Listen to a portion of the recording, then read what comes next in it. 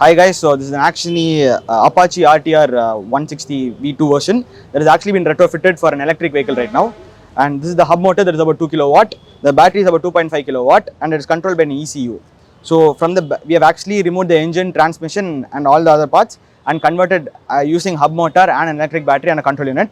This is actually the new swing arm that is custom built for the bike according to our new design, because we actually have problems with the mounting of hub motor. So according to that, we have customized our swing arm design.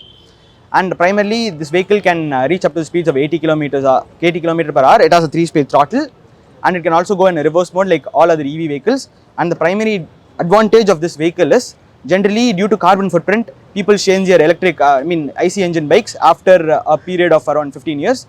Using this concept, we can directly retrofit this bike at the cost of around 30,000 to 40,000 rupees easily, and it will be easily available to everybody across the system, and is really going to grow in the system. And we have also attended a competition in this, and we have also secured a second place recently this Friday in SSN event. And previously on the last 6 months we have attended 2 more competitions, and we have also got runner up in those 2 competitions too.